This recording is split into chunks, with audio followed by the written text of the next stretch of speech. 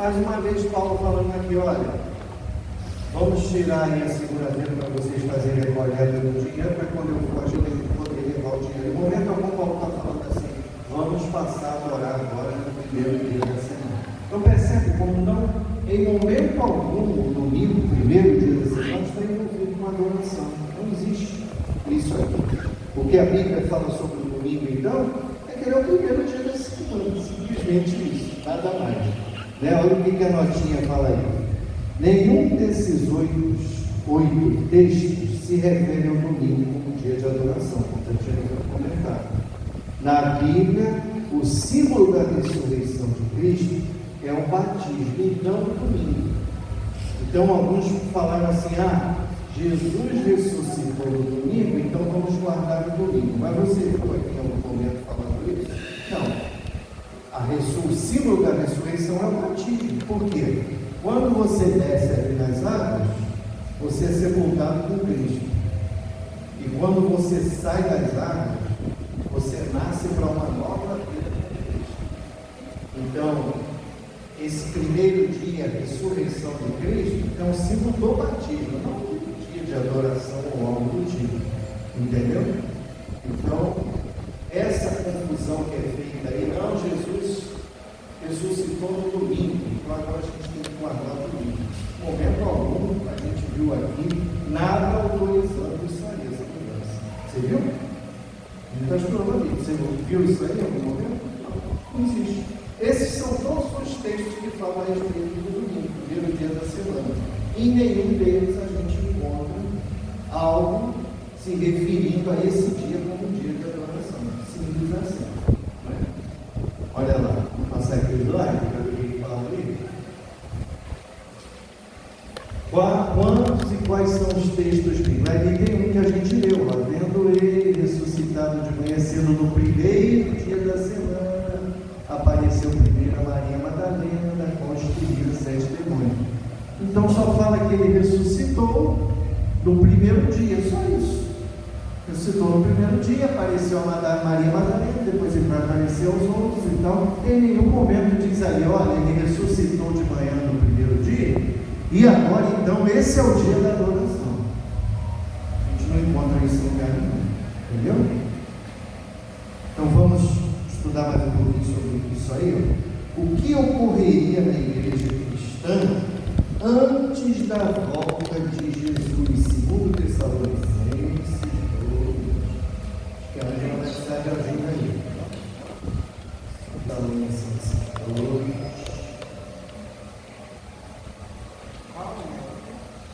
2, verso 3 e 4. Segundo Tessalonicenses 2, verso 3 e verso 4. Pode ler.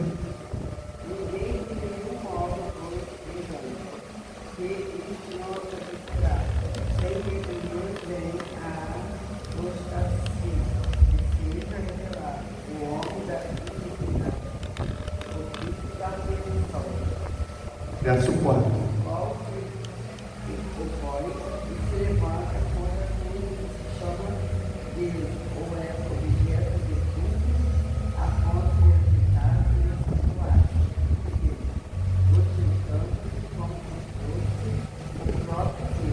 Então isso aí é um texto que fala do anticristo. O anticristo é tudo aquilo, todo aquele que se opõe a Cristo.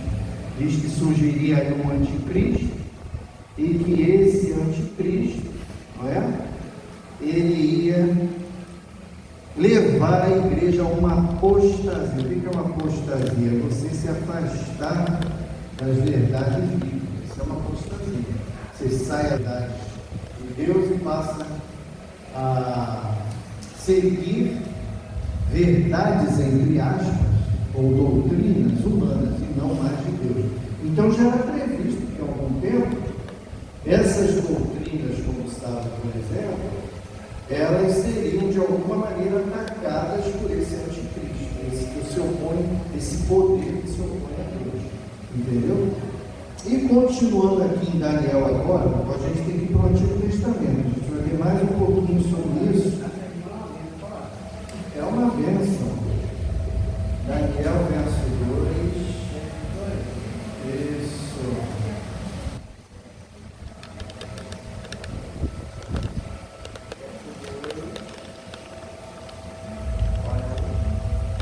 Aí é o verso 2, capítulo 8, verso 12, perdão. Capítulo 8, verso 12. Olha o que ia ser feito através desse anticristo que a gente já viu aí em Tessalonicenses.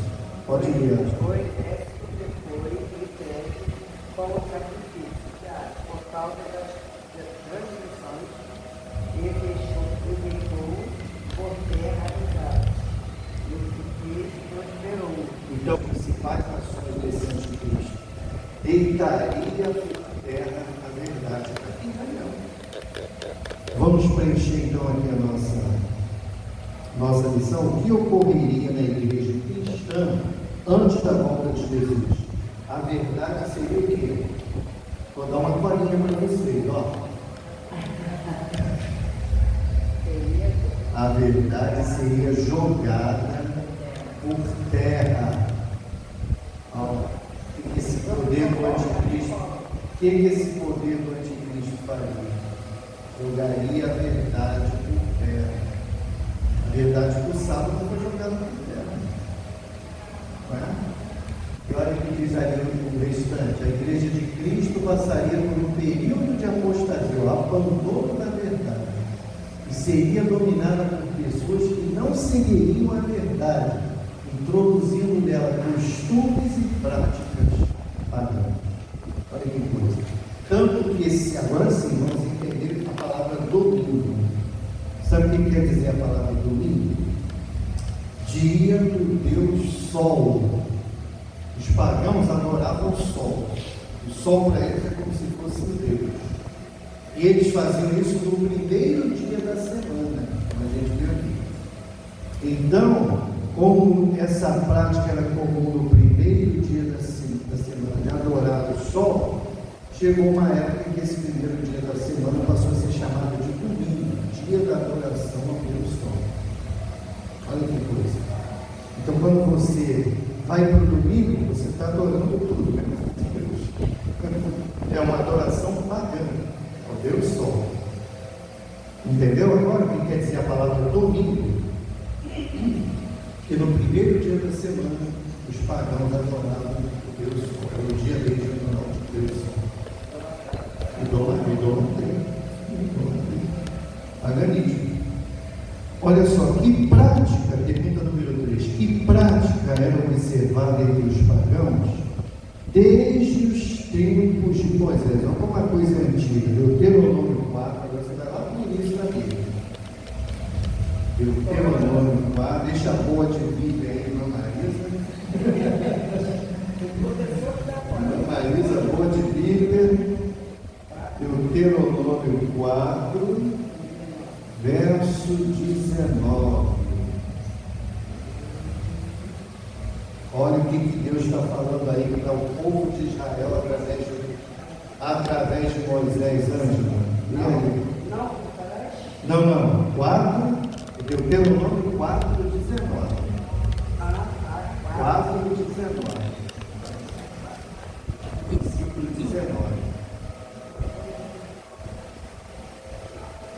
Guarda-te, não levante os olhos para o céu, vendo o sol, a lua e a estrela, a saber todo o exército do céu, seja servido a enganar-te perante Deus, culto aqueles Culto aqueles.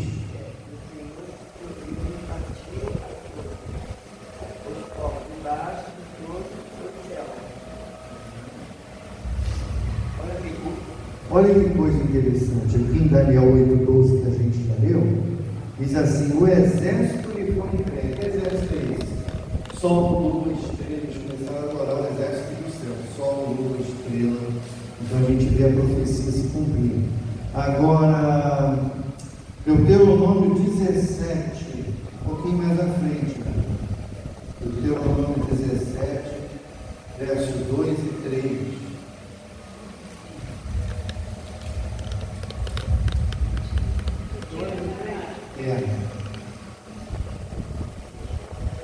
Quando no meio de ti, das cidades,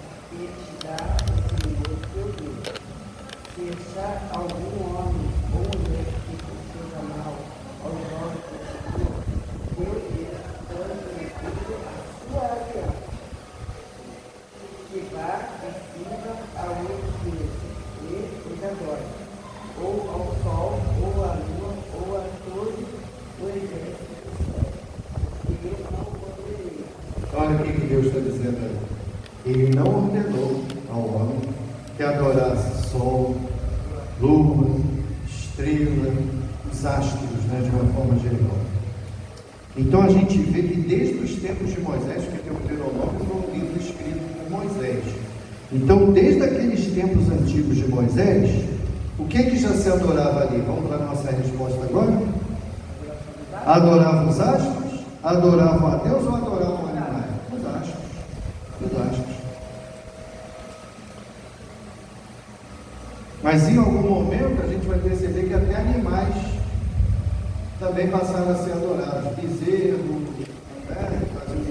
O próprio Arão fez um bezerro de ouro lá. A gente conhece essa triste história. Então até animais também acabaram em algum momento sendo adorados aí. Mas desde os tempos de Moisés os astros já eram adorados, né? É uma das mais antigas, um dos mais antigos tipos de adoração. Adoração aos astros. Vamos ver se é isso mesmo? Que o nosso... Opa, vocês acertaram, né? Adoração aos astros. Que legal. Número 4. Que prática havia entre o povo de Deus? Então a gente viu que já entre os pagãos havia que prática. Deixa eu achar então ali Êxodo 16.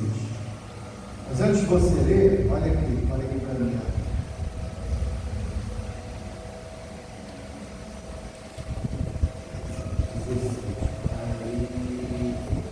Antes, ou melhor, nos tempos de Moisés, bem antigo isso, né? Os pagãos adoravam lá os astros, sol, lua, estrela. Mas nessa época, o que adorava o povo de Deus? Será que o povo de Deus adorava também sol, lua, estrela? Vamos ver aqui.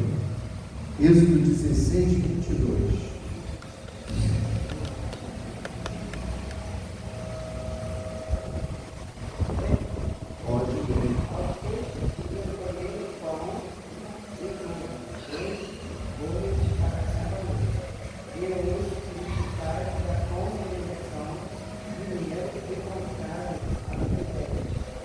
Opa, isso aqui é interessante. Está dizendo que no sexto dia, qual é o sexto dia da semana? Sexta-feira. Só está dizendo que sexto dia. Diz que lá no sexto dia, o maná, você sabe o que é o maná? Aquele pão que caía do céu. Né? Jesus alimentou o povo de Israel depois de 40 anos no deserto. A rolinha caiu também, né? Oi? Caiu a rolinha também, né? Não, só pão. Rolinha não. Que jogar.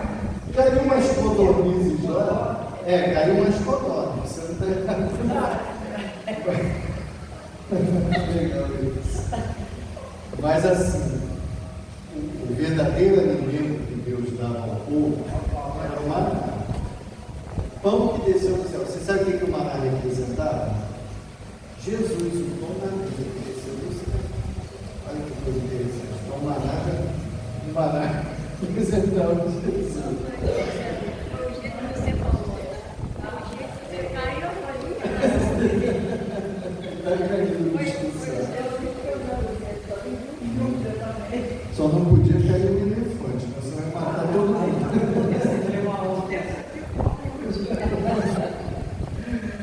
Mas voltando aqui para o texto, então Deus que providenciou esse alimento para o povo de Israel, chamado maná, que era esse alimento que caía do céu, né? Acho que era semente assim, que parecia com coentro, semente de coentro. E ali os israelitas assavam, cozinhavam, faziam bolos, enfim, do maná. E Deus falava assim, ó, todo dia, olha só o que Deus dizia, todo dia eu vou matar o maná. E vocês vão lá colher o maná. Tinha uma quantidade certa para colher por família, de acordo com a família que se colhia. Você colhia uma tigelinha ou mais, enfim, tinha lá a medida certa. Mas todo dia o povo tinha que acordar cedinho e fazer o quê? Ir lá colher o maná, encher a vasilhinha do maná. E Deus falava assim, não pode colher para o dia seguinte, porque se você for colher para o dia seguinte, vai estragar, vai dar bicho. Diz até que alguns desobedeceram, o povo desobediente, né? Em algum momento alguns falaram assim, voltar aqui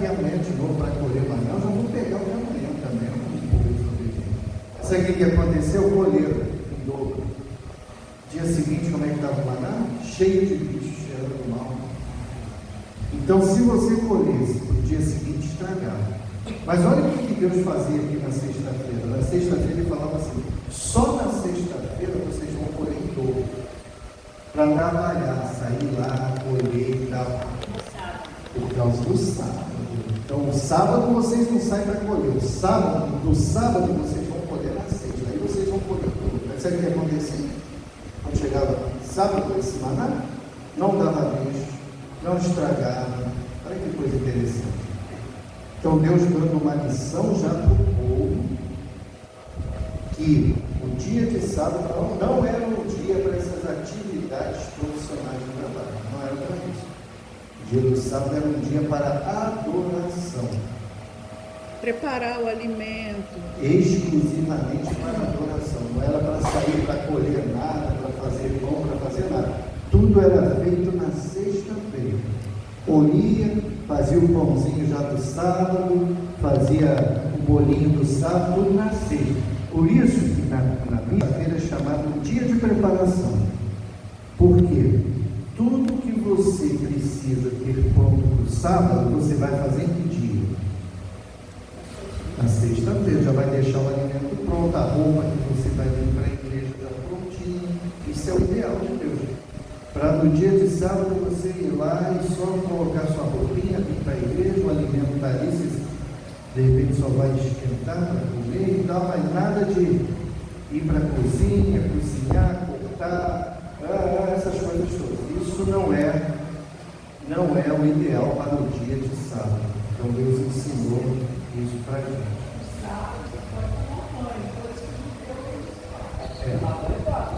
Tomar banho.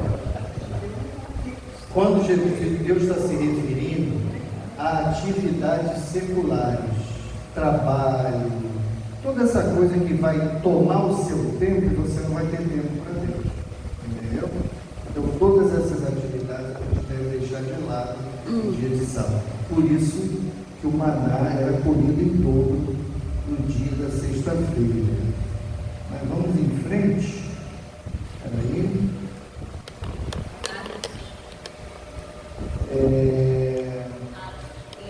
Agora é Atos 15, 21. Isso, vamos a Atos 15, 21. Se tiver dúvida, Ângela, pergunta. Tá bom? Porque Moisés tem em cada cidade, desde que fez mentir, os termos congregam nas sinagogas, onde todos os sábados. Isso, agora é costume então de ir à sinagoga, à igreja, todos os sábados, dia da adoração. Então você vê que o sábado está sempre ligado ao templo, à sinagoga, entendeu? Ao não trabalhar. Então qual seria a nossa resposta aqui à pergunta 4? Que prática havia entre o povo de Deus desde os tempos de Moisés? Qual era a prática? Observar o sábado, adorar o sol, adorar a imagem. Sábado, tem certeza? Será que é isso mesmo? Vamos ver ali. E, confiar em você, não botaram nem o X. Pronto, a Ângela falou isso aqui, observância do sábado, dá certo. Certíssimo. Então, quando os pagãos estavam adorando sol, lua, estrela, o povo de Deus estava o quê? Adorando a Deus.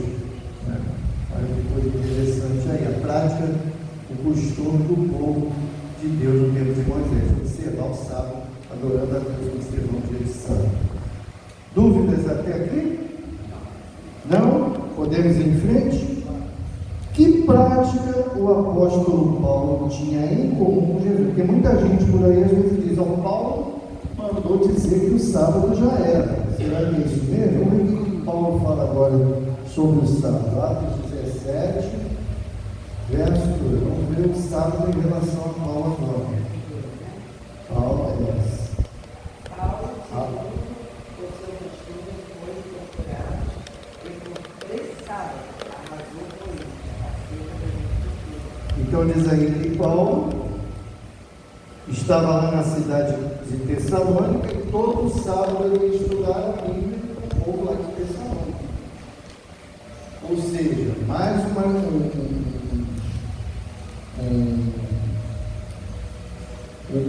uma ação, né, missionária envolvendo aqui o dia da adoração. Então, o sábado é um dia para a gente estudar a Bíblia, sim ou não? Sim. É um dia para você ensinar a Bíblia para alguém? Sim. O dia de adoração também é um dia da gente estudar a palavra de Deus, estar em contato com a palavra de Deus, com a natureza, com a palavra de Deus, com as obras criadas de Deus. Mais um texto aqui, ó. Lucas 4,16. Ainda envolvendo o apóstolo Paulo. Lucas 4, verso 16.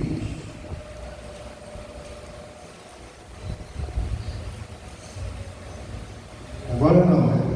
Perdão, agora envolvendo Jesus.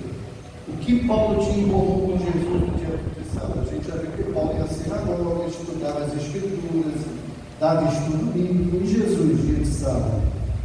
Lucas 4,16. O que diz aí, Angela? Indo para Nazaré, onde fora criado em todo o sábado na sinagoga. E levantou-se para ver. Então, qual era o costume de Jesus ao sábado? Ir para a sinagoga adorar, né? Ler a palavra, ensinar o povo a adorar. Ele é o próprio Deus. Mas qual é o costume? Então, olha só, se Jesus, que é o nosso modelo, estava sábado no templo, envolvido na adoração, onde é que você acha que a gente deve estar sábado? Envolvidos também com a adoração. Jesus é o nosso exemplo. O apóstolo Paulo foi o grande apóstolo, né, do Novo Testamento, também está envolvido na adoração na sinagoga no dia de sábado. Então vamos responder a nossa pergunta 5. Que prática o apóstolo Paulo tinha em comum com Jesus? Paulo e Jesus observavam sábado, domingo ou sexta-feira? Sábado? Será que é isso mesmo? Posso ver? Pode? Tenho certeza? Indo para Nazaré, onde fora criado, entrou um sábado na sinagoga, segundo seu costume, levantou-se. Sim, uma pergunta. Fala, meu amor. E se a pessoa fala assim, eu não vou à igreja, mas vou fazer o culto em casa, vou adorar a Deus em casa, Sim. vou assistir a Novo Tempo, fazer o culto, assistir um bom sermão no dia de sábado, não vou à igreja não, mas vou fazer em casa. Pode fazer isso? Jesus ficava em casa assistindo a Novo Tempo? Mas não tinha Novo Tempo na época. Se a pessoa tiver também a doente, né, acamada, Gostei. Fala de novo. quando a pessoa está acamada, assiste. Não tem condições físicas de estar na igreja, aí vai assistir a Novo Tempo, vai ler sua Bíblia em casa e tudo mais. Por que eu tenho que estar na igreja, gente? Por quê? Porque o Jesus deu o A exemplo. igreja Né? é o quê? Comunhão com os irmãos, mas por quê? A igreja é o quê? O corpo de quem? O corpo de Cristo. Se é o corpo de Cristo e nós fazemos parte desse corpo, é sinal que cada um de nós somos um membro desse corpo. O corpo não tem braço, não tem pé, não tem mão, não tem dedo, não é isso? Então, onde é que é o lugar da mão, do pé, do dedo? É junto do corpo ou longe do corpo? Junto ou longe do corpo? Junto do corpo. Simples assim. Então, se eu faço parte do corpo de Cristo, se eu sou um pé, uma mão, um dedo, seja lá o corpo, eu tenho que estar junto do quê? No corpo. Percebe?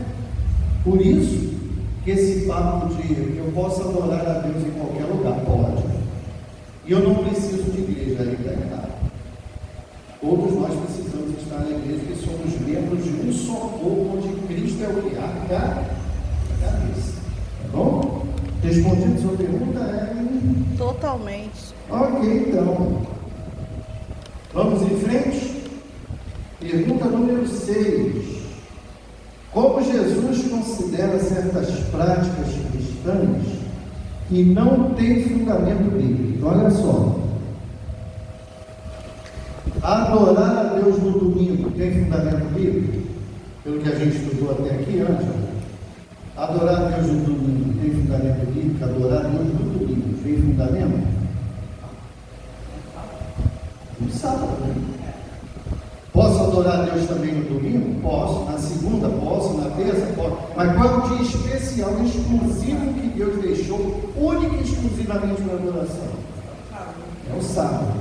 Então, como Jesus considera certas práticas cristãs que não têm fundamento bíblico? Olha só, guardar o domingo como dia de adoração não tem fundamento bíblico. Como é que Cristo considerava isso? Então, Marcos 7.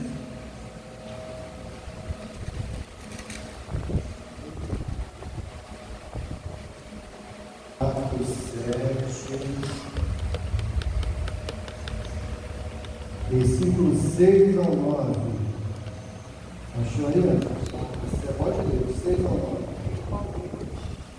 Profetizou Isaías a respeito de vós, como está escrito, este povo honra com os lábios, mas seu coração está longe de mim. Me como e adora, ensinando os filhos que são preceitos de homem. Opa, para aqui. Em vão me adoram, ensinando doutrinas que são preceitos de homem. O domingo é preceito de Deus ou de homem? Olha o que Cristo está dizendo aí. Não adianta ir lá no domingo e adorar a Deus, não. Em vão me adoram, isso aí é preceito de homem. Bom, pode continuar. Número 8, versículo 8. Ensinando o mandamento de guardai a tradição dos homens, preciso ainda, virtuosamente rejeitai o preceito de Deus, para guardar a vossa própria tradição. Então, o domingo é uma tradição humana, não é um mandamento. Então, está envolvido na lei de Deus. E Deus diz assim: em vão me adoram. Em vão me adoram.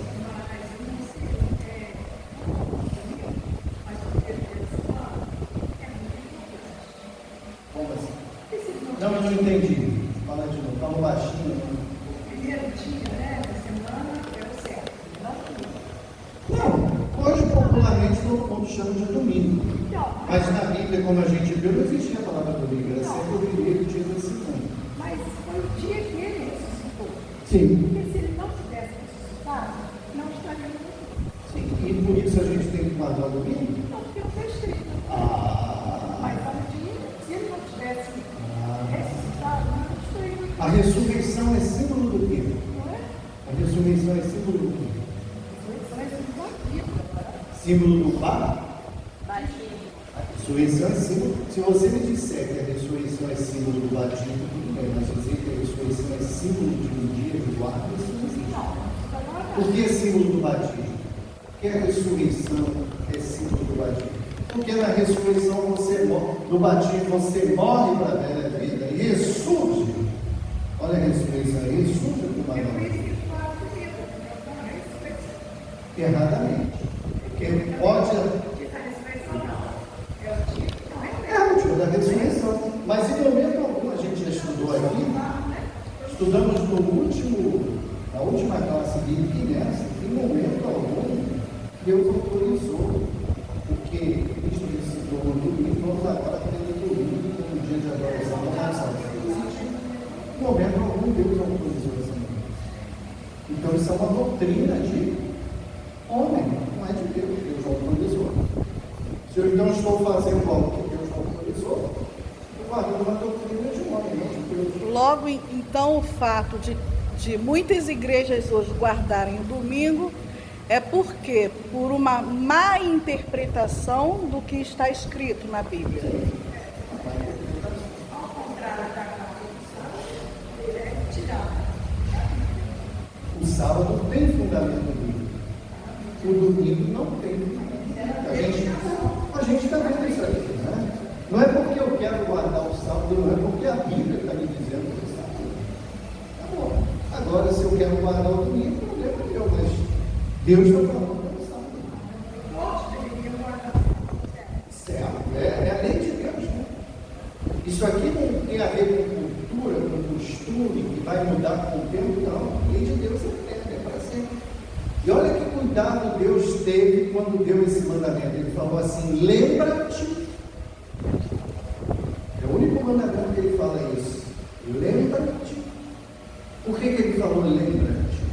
sabia que o homem ia esquecer. Porque ele sabia que o risco do homem esquecer era muito grande. Então ele falou, lembra-te. Ou seja, não esqueça jamais. Acho que aí tem que esquecer, né?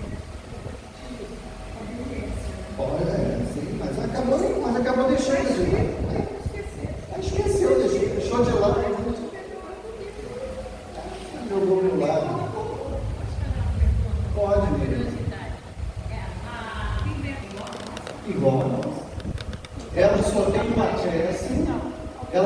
acréscimo de 7 livros chamados apócrifos. Tá? Esses 7 livros, eles não têm assim uma comprovação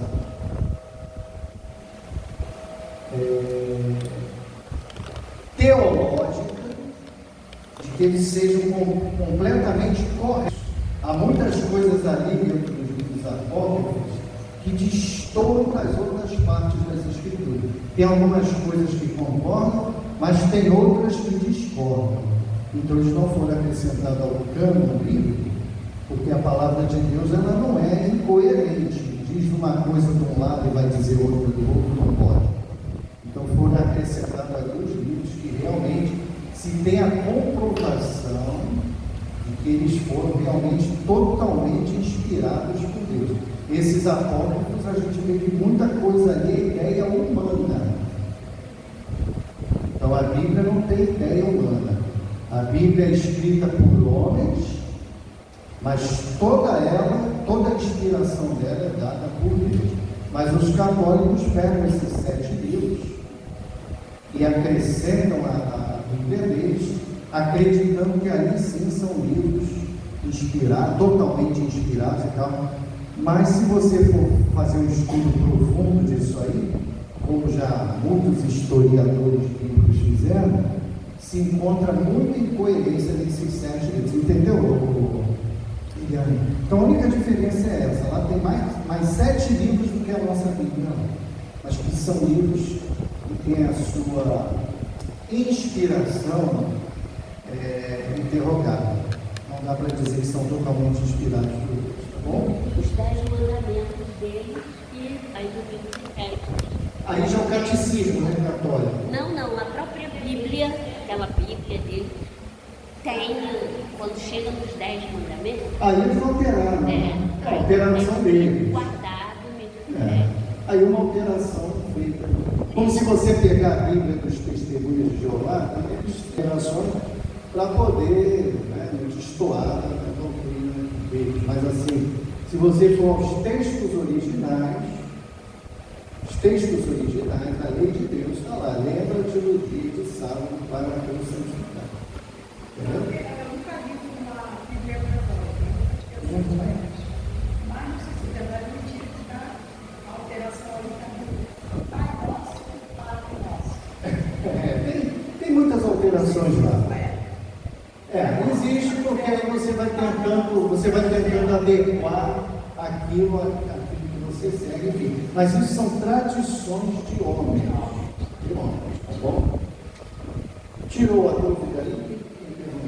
Você tirou sua dúvida? Os textos originais, lembra-te do dia de sábado para o santificar, tá bom? Muito bem. Então, como Jesus considera certas práticas cristãs que não têm fundamento bíblico? Ainda não lemos Marcos 7,13. Marcos 7,13.